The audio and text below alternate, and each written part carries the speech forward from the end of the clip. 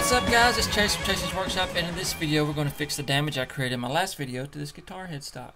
In the last video I used this CrystaLac Brite tone top coat to add the clear coat to this guitar headstock. And when I took this thing out to the buffing wheel, I got a little too aggressive with the buffing wheel and I tore off a piece of the clear right here.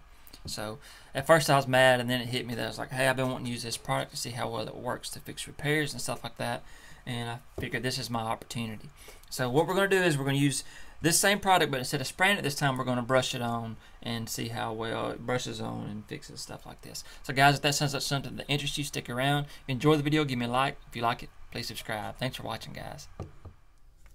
Alright guys, the first thing I'm going to do here is I'm going to just use these sanding pads, red Label Abrasives. They're really good if you never used them, to try to get this spot sanded down.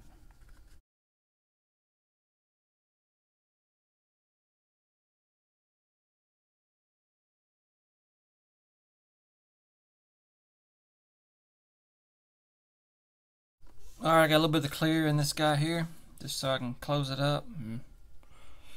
I'm going to try to see if I can't use like just an old rag. So I'm going to get a little bit on here, and we're going to just wipe it on here.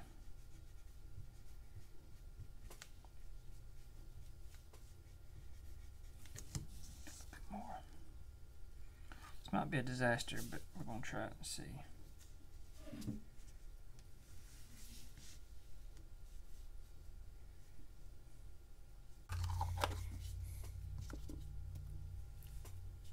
Alright guys, so there's the first coat on there.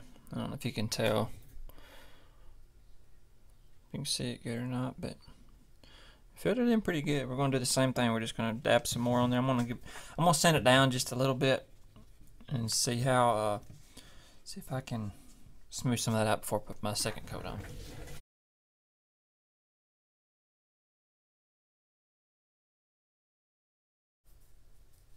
What I've been doing is I've been basically just dipping this into this and just kind of dabbing it on there instead of brushing it. So let's see.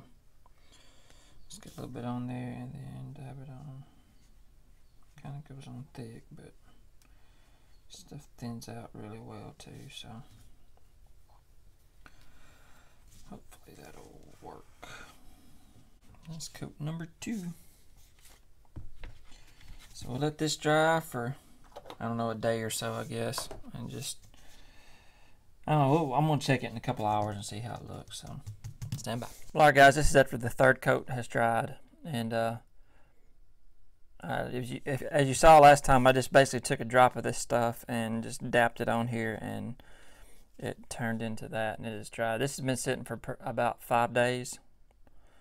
5 days to a week, somewhere right in there. What we're going to do now is we're going to take it and just sand it down flat, and then take it to the buffing wheel and buff it out. So here we go.